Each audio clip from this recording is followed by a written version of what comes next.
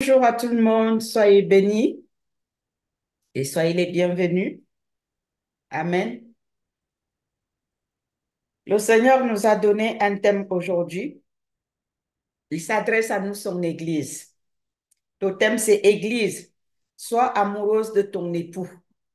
Alléluia. Jésus-Christ est notre époux. Nous, l'Église, nous sommes son épouse.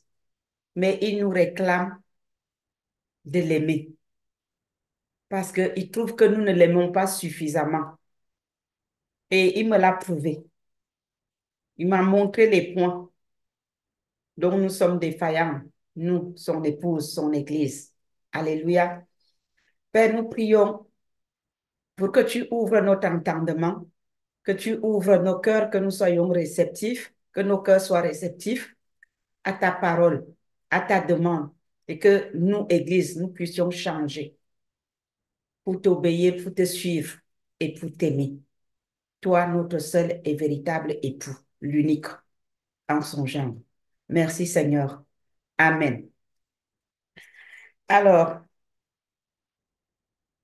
rebonjour à tout le monde. Nous allons prendre nos Bibles dans le livre des Cantiques chapitre 1. Cantiques chapitre 1 du verset 2 au verset 5. Et je vais lire au nom de Jésus parce que le Seigneur réclame, Seigneur Jésus-Christ réclame l'amour de son Église, de son épouse que nous sommes. Parce que l'Église est son épouse. Et l'Église ne l'aime pas suffisamment. Lui, il nous a aimés. Il a pris soin de nous. Parce qu'il est la tête de son Église. Il est son époux. Nous allons lire dans le livre de Cantiques, chapitre 1, du verset 2 à 5, et je lis au nom de Jésus. Qu'il me baise des baisers de sa bouche, car ton amour vaut mieux que le vin. Tes parfums ont une odeur sauve. Ton nom est un parfum qui se répand. C'est pourquoi les jeunes filles t'aiment. C'est pourquoi les jeunes filles t'aiment. C'est pourquoi les jeunes filles t'aiment. C'est qui les jeunes filles? Les jeunes filles, ce sont les vierges sages. Ça, c'est ce que j'ai reçu comme révélation. Que les jeunes filles qui l'aiment, ce sont les vierges sages qui sont dans son église. Parce que son église est composée des vierges sages et des vierges folles. Mais celles-là qui l'aiment sont des vierges sages. C'est pourquoi les jeunes filles t'aiment. Entraîne-moi après toi, nous courons. Ça, c'est le langage que le Seigneur Jésus-Christ voudrait que son Église tienne à son égard. Seigneur Jésus-Christ voudrait que vous et moi, qu'on lui dise, Seigneur Jésus, entraîne-nous derrière toi, que nous posons nos pas sur tes empreintes. Oui, l'épouse doit courir derrière son époux. Ce n'est pas que l'époux est devant, l'épouse traîne le pas derrière. Même humainement parlant, si tu marches avec ton époux en route, il est devant toi, tu es tout le temps derrière. Ce n'est pas une bonne chose. Ce n'est pas du tout une bonne chose. Si les deux sont un, les deux doivent aller ensemble. Jésus-Christ voudrait que nous, son épouse, son Église, que nous posons nos pas sur ses empreintes, les empreintes de ses pieds. Et pour cela, nous ne sommes pas capables. Pourquoi? Parce que nous vivons sous un corps de chair. À cause de la chair, la convoitise du monde nous tire à gauche, nous tire à droite. Les bruits de ce monde nous attirent. Ce qui fait que lui, il avance. Des fois, parce qu'on est attiré à gauche ou à droite, au lieu d'aller droit devant nous, nous penchons un peu comme ça. Et du coup, nous nous déplaçons de ces empreintes et nous mettons nos pas ailleurs. Et parce que nous ne sommes pas capables, à cause du péché, voilà pourquoi nous devons lui dire cette phrase. Entraîne-nous après toi. Nous courons ensemble avec toi. Nous devons faire cette demande et le Saint-Esprit va nous aider. L'Église n'est pas capable jusqu'à présent de poser ses pas sur les empreintes des pas de Jésus-Christ. Mais ce que le Seigneur, le message qu'il nous donne, c'est que nous devons ouvrir nos bouches et exprimer ce désir. Et le Saint-Esprit nous aidera en disant, Seigneur Jésus-Christ, entraîne-nous derrière toi. Aide-nous à placer nos pieds sur les empreintes de tes pas. Alléluia. Entraîne-moi après toi. Nous courons. Le roi m'introduit dans ses appartements. C'est ça. Si nous courons derrière Jésus, si nous lui exprimons ce désir, lui, il nous entraînera dans ses appartements. Ça veut dire dans son intimité. Il nous entraînera dans ses appartements, dans son intimité. Mais alors, il faut que nous plaçons nos pieds sur les empreintes de ses pas. Sinon, cela n'arrivera pas. Alléluia. Nous nous égayerons, nous nous réjouirons à cause de toi. Nous célébrerons ton nom plus que le vin. Vous savez, quand vous êtes dans la présence du Seigneur Jésus, vous n'avez plus qu'envie, vous n'avez plus envie d'autre chose que de le célébrer, que de l'adorer. Vous entrez tout de suite dans les délices, ce qu'on appelle les délices de l'Éternel. Vous avez une joie qui vous transperce que vous ne pouvez pas exprimer. C'est une joie qu'on vit.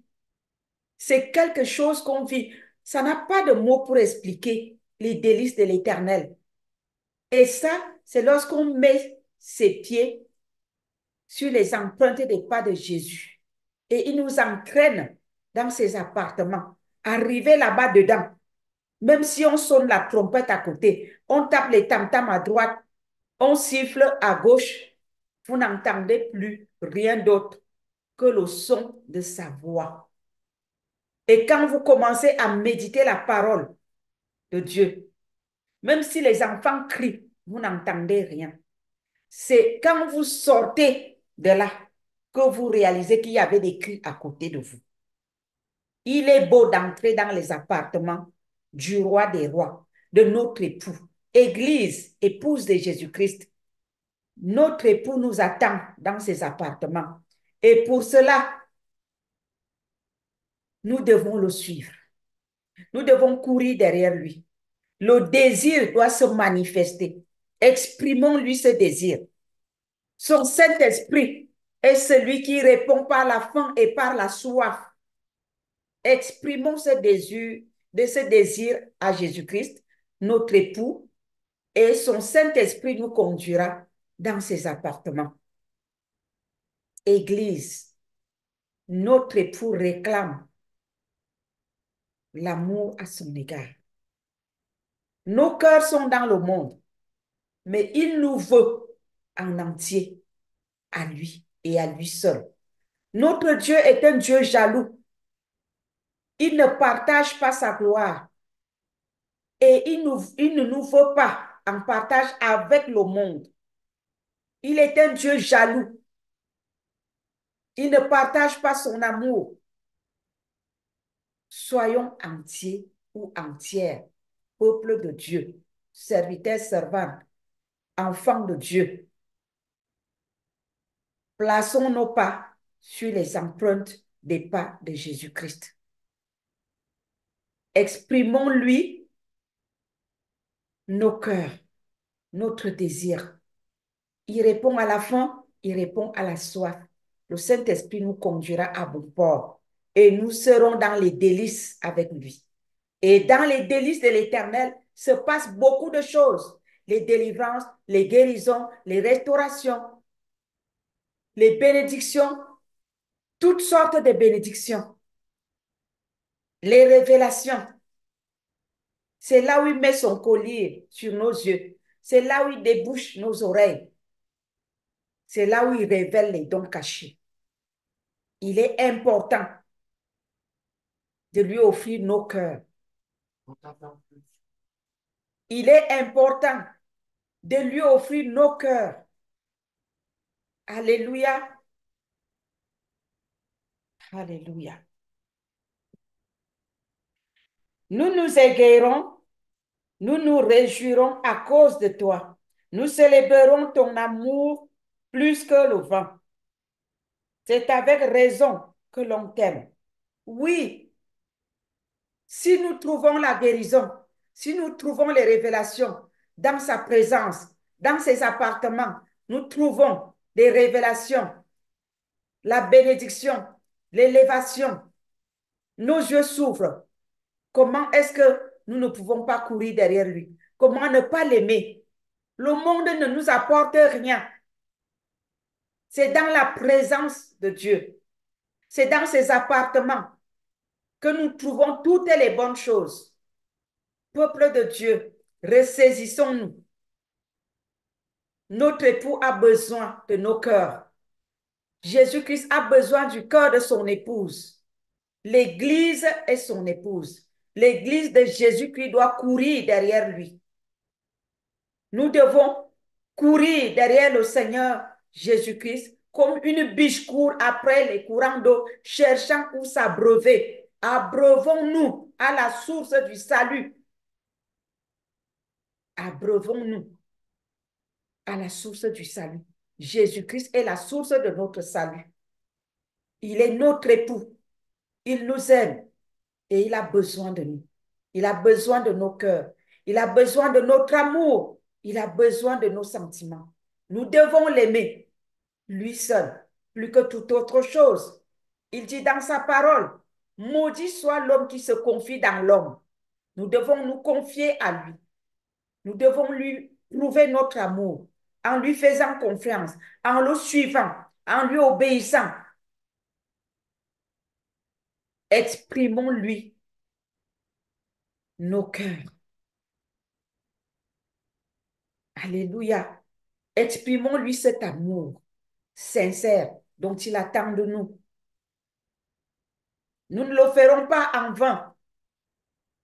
Il y a de riches bénédictions dans sa présence, dans ses appartements. Tout ce dont nous avons besoin se trouve dans les appartements de notre époux. Courons derrière lui. Allons vers lui. Exprimons-lui ce désir et le Saint-Esprit nous aidera. Parce que nous ne sommes pas capables d'y aller seuls. Tellement le monde nous attire. Mais par son Saint-Esprit, nous y arriverons. Alléluia. Ah. Verset 5. Écoutez très bien. Le Saint-Esprit m'a décortiqué ce verset. J'ai dit, waouh. Depuis des années que je lis le livre des Cantiques, c'était comme ça. Le verset 5 dit, je suis noire, mais je suis belle. Écoutez très bien. Je suis noire, mais je suis belle. Fille de Jérusalem, comme les tentes de Kédar, comme les pavillons de Salomon. Ne prenez pas garde à mon teint noir. C'est le soleil qui m'a brûlé. Les fils de ma mère se sont irrités contre moi. Ils m'ont fait gardienne des vignes. Ma vie, à moi, je ne l'ai pas gardée. Alléluia. Je suis noire, mais je suis belle. Épouse de Jésus-Christ. Église, peuple de Dieu. Nous pouvons être noirs devant les yeux de ce monde à cause du péché. Parce que le monde nous lance les pierres. Vous dites que vous êtes des chrétiens. Regardez comment vous vivez.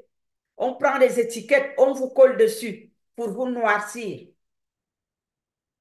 Quand on vous accuse, quand on vous injurie, quand on dit faussement des choses sur vous, c'est une façon de vous mettre un manteau noir sur vous. Et lorsqu'on vous met ce manteau noir devant Dieu, devant Jésus-Christ, notre époux, si nous courons derrière lui, et comment courir derrière lui? Dans la repentance, en reconnaissant nos fautes, en lui confessant nos erreurs. Dans ses appartements, il nous lave, il nous purifie, malgré le faux manteau, malgré le vêtement de noirceur que le monde nous met. Il suffit de marcher sur ses empreintes. Il suffit d'obéir à ses principes, de passer par la délivrance, la confession de nos erreurs. Le sang de l'agneau nous lave et nous justifie. Et à l'intérieur de nous, le Père nous voit blanc comme neige, malgré que le monde nous voie avec un manteau noir, mais devant le Père, nous sommes lavés, blanchis, nous sommes purifiés. Il dit qu'il n'y a plus de condamnation en ceux qui croient en Jésus-Christ et qui marchent non selon la chair, mais selon l'esprit. On marche selon la chair en justifiant les péchés. On marche selon l'esprit en confessant les péchés. Et le sang de Jésus nous lave et la justice de Christ devient notre vêtement.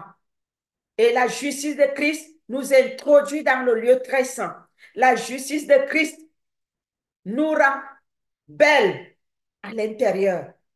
L'épouse est belle de l'intérieur.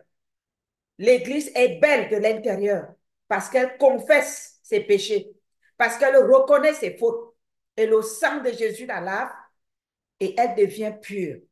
Malgré le faux manteau de noirceur, l'Église devient agréable. Voilà pourquoi, peuple de Dieu, nous devons marcher à la suite de Jésus-Christ. Nous devons courir derrière lui. Nous devons désirer entrer dans ses appartements avec lui, dans le lieu très saint, où s'accomplit le miracle, où la candaron change. Elle verdit en une nuit et pousse les bourgeons. Alléluia.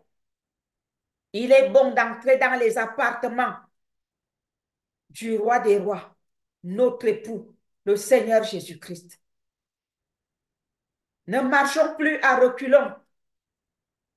Ne nous détournons plus de ses voies. Ne fuyons plus sa présence parce que nous avons péché. Allons vers lui.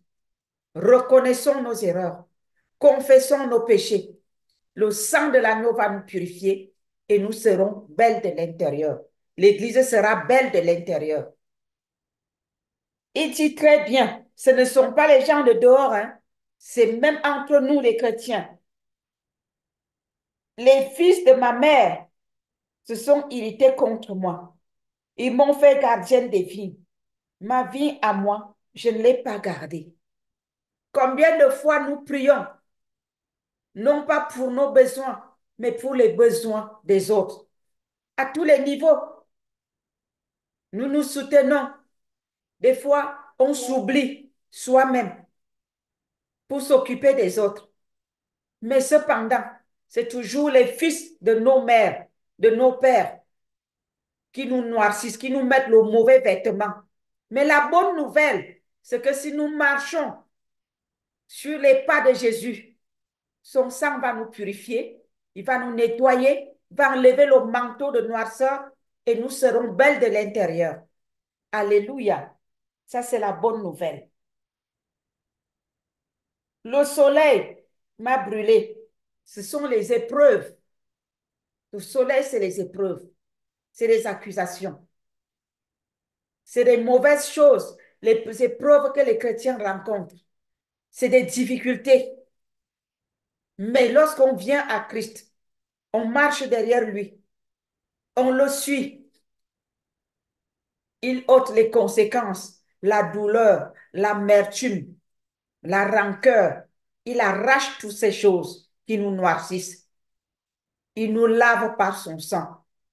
Il nous justifie. Et nous pouvons nous retrouver dans le lieu très saint pour recevoir notre guérison interne, pour recevoir notre délivrance, pour recevoir notre bénédiction. C'est une bonne chose de rentrer dans les appartements du roi des rois, notre époux. Alléluia.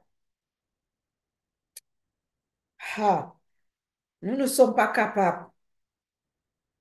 Mais nous devons ouvrir nos bouches et dire, Saint-Esprit, aide-moi à suivre les pas de Jésus-Christ pour rentrer dans ses appartements. Donne-moi la force de courir derrière lui. Il nous appelle à courir derrière lui pour entrer dans ses appartements. Il voudrait qu'on l'aime parce que lui, il nous aime déjà. Nous allons voir quelque chose, une parole dans le psaume 34, le verset 6. Lui nous aime déjà. Offrons-lui nos cœurs. Psaume 34, verset 6 dit, quand on tourne vers lui les regards, on est rayonnant de joie et le visage ne se couvre pas de honte. C'est ça, peuple de Dieu. Nous ne pouvons pas entrer dans les appartements de notre époux et ressortir avec un manteau de noirceur. Non, ce vêtement de noirceur que le monde nous met, que les frères et sœurs nous habillent avec, doit nous conduire dans les appartements de Jésus, dans les appartements de notre époux. Si nous l'aimons, il va nous enlever ce faux vêtement. Si nous l'aimons, il va enlever cette noirceur sur nous. Et notre visage ne se couvrira pas de honte. La honte sera à l'ennemi. La honte n'est jamais à Christ parce qu'il n'a jamais échoué. Jésus-Christ n'échoue jamais et il n'échouera jamais. Et toi qui m'entends, si tu rentres dans les appartements de Jésus-Christ, ton époux, tu n'échoueras jamais malgré le manteau de noirceur qu'on t'a revêtu avec. Jésus-Christ va te laver par son sang précieux et il va t'établir, il va te positionner dans le lieu très saint. Ton miracle sera vu. La bouche des menteurs sera fermée. La Bible dit, Dieu ferme la bouche des menteurs. Je déclare que la bouche des menteurs, les accusateurs des élus, leurs bouches seront fermées au nom de Jésus. À condition que nous courons derrière notre époux et que nous rentrons dans ses appartements, là où s'accomplit le miracle, dans le lieu très saint. Et c'est là où il nous attend. Il nous réclame de l'amour, mais c'est pour notre bien. Il voit notre souffrance, mais il veut nous délivrer. Il nous attend quelque part. Nous avons rendez-vous avec lui dans ses appartements, dans le lieu très saint. C'est là où il nous attend. Ce n'est pas dans les complaintes. Ce n'est pas dans les justificatifs. C'est dans ses appartements. Dans ses appartements, il y a un lieu secret qu'on appelle le lieu très saint. C'est là où le miracle s'accomplit. C'est là où il nous attend. Courons derrière lui. Atteignons cet endroit. Le miracle sera accompli. Et l'ennemi aura la bouche fermée. Alléluia. C'est une bonne nouvelle. Enfant de Dieu. Enfant de Dieu. Le soleil te brûle. Tu es tellement brûlé par le soleil. Les épreuves. Va dans le lieu très saint. Tu verras ce qui va se passer. Alléluia.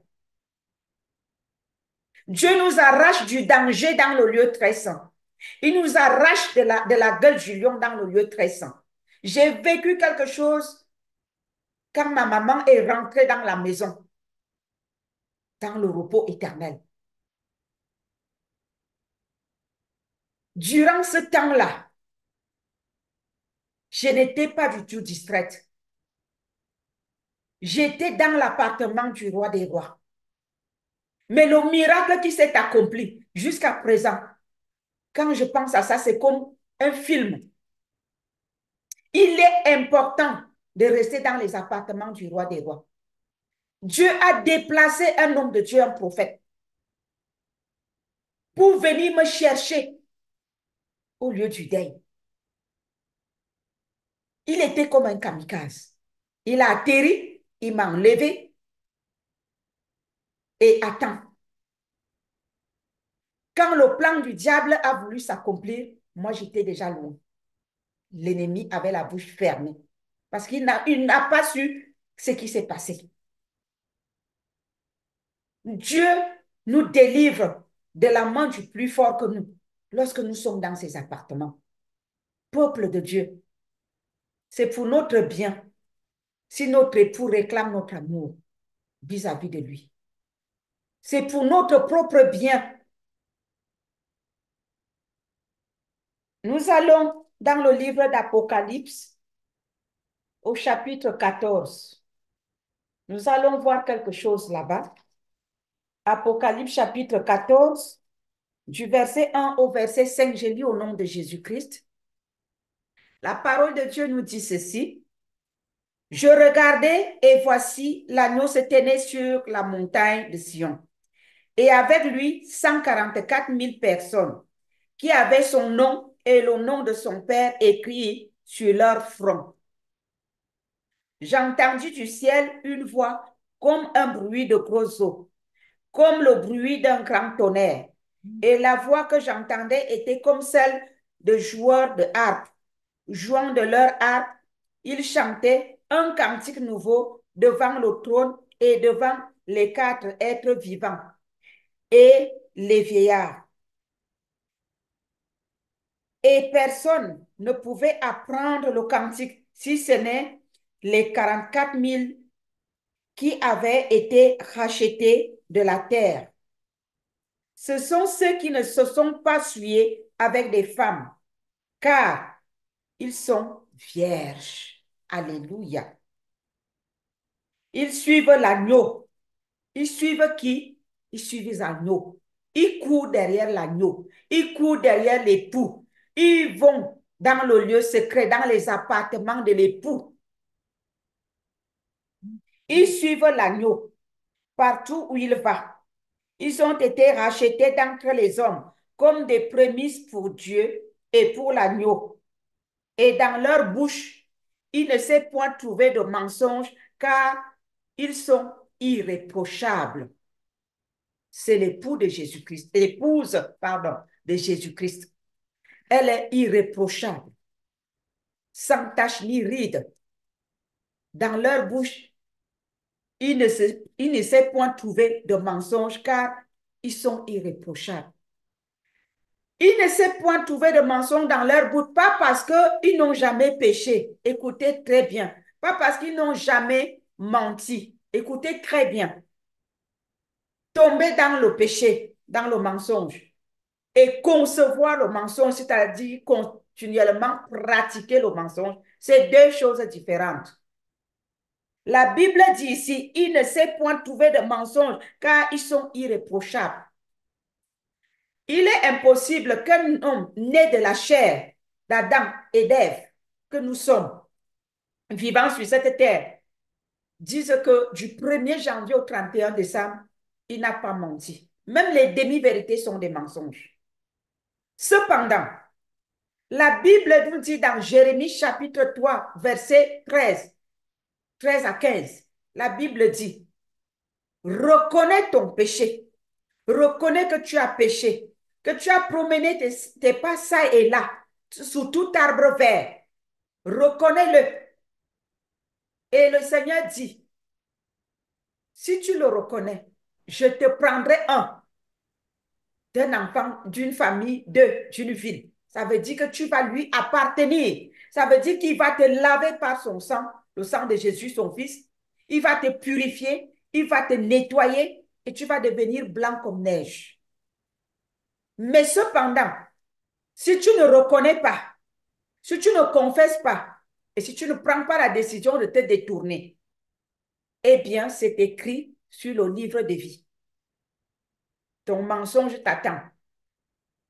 Et le jour-là, tu seras revêtu d'un manteau de noirceur. Mais si tu confesses, tu reconnais et tu dis à Jésus, dans le lieu secret, papa, j'ai menti, j'ai volé, j'ai triché, j'ai fait ci, j'ai fait ça. Et là, le sang de Jésus, tu l'invoques. Il est à disposition pour toi et pour moi, enfant de Dieu.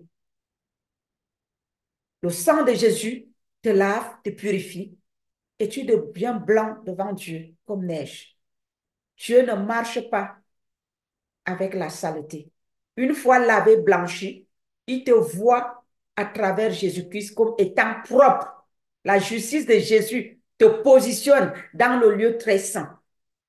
Et là, il te considère comme une épouse qui n'a jamais menti, mais qui s'est purifiée, qui s'est lavée. On dit, dans l'Apocalypse, je ne connais plus le verset en question, il est dit, l'épouse s'est lavée, s'est préparée, s'est lavée par le sang de Jésus. Ce n'est pas que l'épouse est née propre, elle a demeuré propre. Non, elle s'est lavée. Ça veut dire qu'elle avait pris la saleté, mais elle a pris conscience qu'elle était sale et elle s'est lavée. Et nous ne pouvons pas prendre conscience dans les bruits de ce monde, en regardant à gauche, en regardant à droite, et Jésus, lui, va devant nous. C'est en suivant Jésus que nous pouvons nous laver. Parce que sa lumière va se refléter au-devant de nous et nous allons voir nos erreurs. C'est la lumière, la révélation de Christ qui nous montre qui nous sommes en réalité. Et lorsque nous voyons notre visage devant le miroir, il ne nous reste plus qu'à nous repentir. Le Saint-Esprit convainc nos cœurs, nous nous repentons, nous reconnaissons ce que nous sommes, ce que nous avons vu devant le miroir, nous le confessons, nous demandons pardon, nous demandons la force au Saint-Esprit de nous aider à nous détourner de la mauvaise chose pour continuer notre marche avec Christ. C'est ça la repentance. Jésus-Christ nous appelle son épouse à se repentir. Épouse de Jésus. Église, peuple de Dieu. Suivons les pas de notre époux. Il va nous montrer qui nous sommes en réalité. Notre visage spirituel est moche. Et Dieu voudrait nous rendre belles de l'intérieur. Que ce faux manteau soit ôté. Alléluia. Le Seigneur nous donne ce message aujourd'hui parce qu'il revient bientôt. Parce qu'il est à la porte. Les événements de fin de temps sont là. On n'a pas besoin de vous les citer. Vous les connaissez. L'heure n'est plus à les énumérer. Ça se passe devant nos yeux. Quand nous pouvons voir aujourd'hui ce qui se passe, c'est abominable. Je n'ai pas envie d'entrer dans l'autre là. Mais le message que Dieu m'a donné, c'est que l'Église puisse lui offrir son cœur. Que nous, peuple de Dieu, que nous lui offrions nos cœurs. L'épouse de Jésus-Christ doit lui donner son cœur. Donnons nos cœurs à notre époux. Offrons nos cœurs à notre époux. Lui-même va nous purifier. Il va nous aider par son Saint-Esprit. Aimons-le tout simplement. Le reste lui appartient. Le reste lui appartient. Alléluia. C'est le front de l'épouse qui craint son époux, qui recevra ce nom de l'époux et le nom du Père. Ce n'est pas les vierges folles. Ce sont les vierges sages. C'est l'épouse qui s'est préparée. C'est l'épouse qui s'est lavée, qui recevra le nom de Jésus sur son front et le nom du Père sur son front. Le nom du Père et le nom de l'époux ne seront pas écrits sur les fronts des vierges folles ou sur une épouse qui ne s'est pas préparée. Lisez bien ce verset biblique de Apocalypse 14 que nous venons de lire.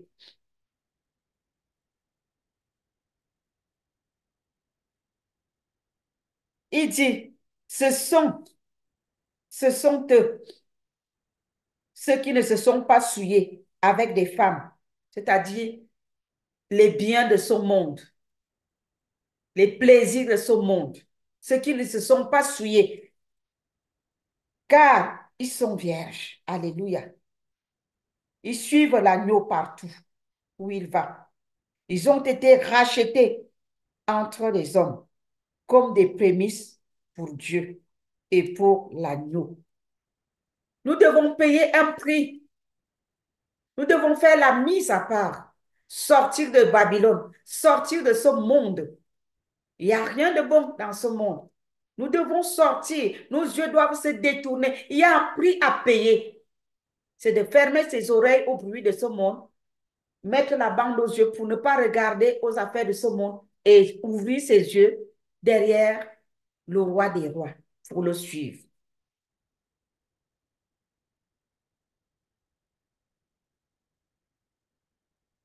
Sur le front de ceux qui craignent Dieu, qui craignent le Seigneur, qui suivent Jésus, sera écrit le nom de l'époux et le nom du Père, éternel Dieu Tout-Puissant. Nous avons une promesse dans les appartements du roi des rois. Alléluia. Ce n'est pas en vain. Il y a un prix à payer. Acceptons de payer ce prix et nous verrons la suite. Nous verrons la suite. Et suivre Jésus partout, c'est faire sa volonté. C'est renoncer à soi-même. C'est clouer l'orgueil, l'ego à la croix. C'est lui être fidèle, loyal, agréable. Nous ne vivons plus pour nous-mêmes, mais nous vivons pour lui. Et quand nous vivons pour lui, sa gloire rayonne dans nos vies et tout change autour de nous. Nous avons la clé en main. À nous de jouer. Nous allons voir quelque chose dans le psaume 63, verset 9.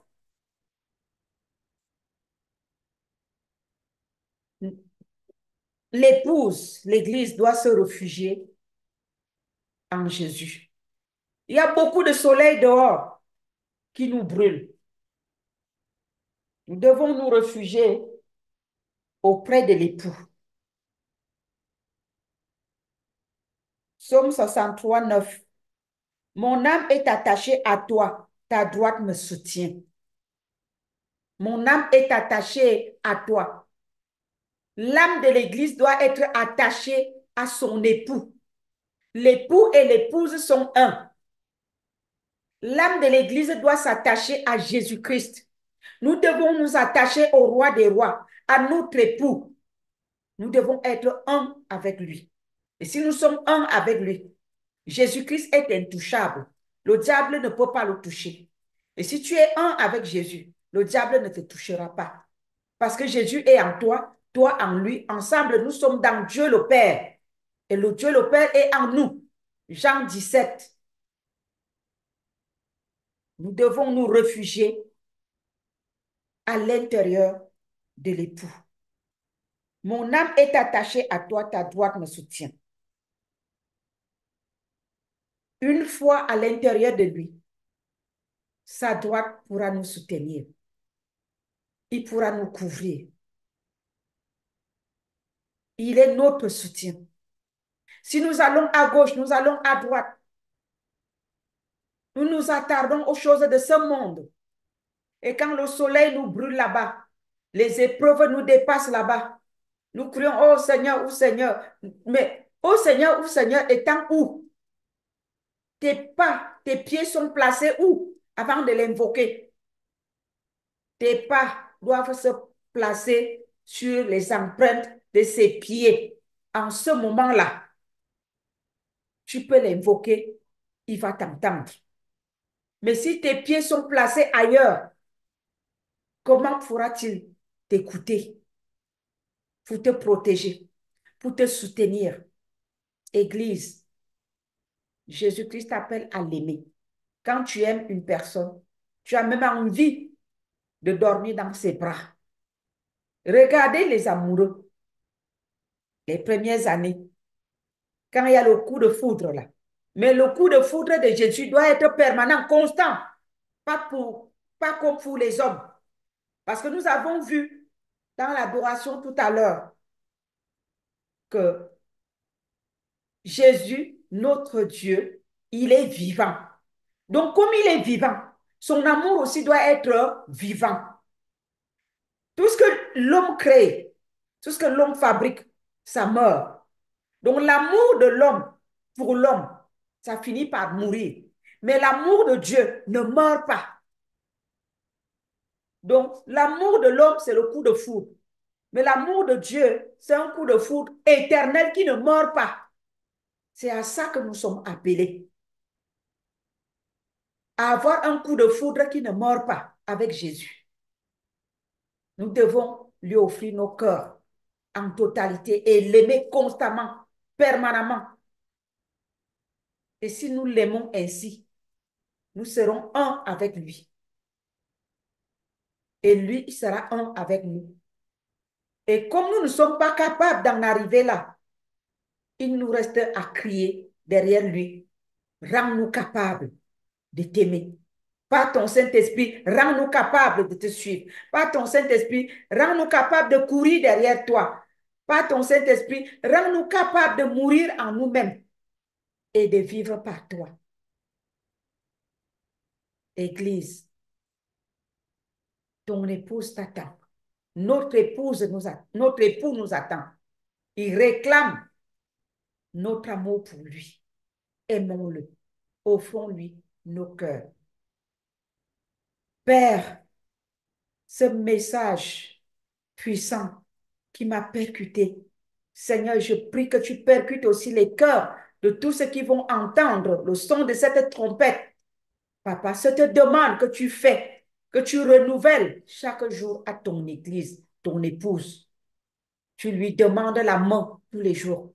Tu lui demandes de t'aimer. Tu lui tends la main. Seigneur, donne-nous la force et le courage de saisir ta main, de venir à toi, de t'offrir nos cœurs en totalité et de te suivre, de courir derrière toi chaque jour en criant, en poussant des cris de faim et de soif pour vivre dans tes appartements privés avec toi, dans le lieu très saint où s'accomplit le miracle, où s'accomplit la bénédiction, où s'accomplit toute bonne chose. Rends-nous conscients, réveille nos consciences et donne-nous la force et le courage de t'exprimer cet amour. Oh Jésus, touche les cœurs de ton peuple, transforme notre mentalité, ouvre nos yeux, Seigneur, nous te prions, que nous voyons la gloire qui nous attend dans tes appartements, dans le lieu très saint, à tes pieds. Béni soit ton Saint-Nom, Père. Au nom de Jésus-Christ, j'ai prié. Amen. Que le Seigneur vous bénisse et qu'il transforme nos cœurs, que nous puissions l'aimer de tous nos cœurs et de toutes nos forces. Soyez bénis. Shalom.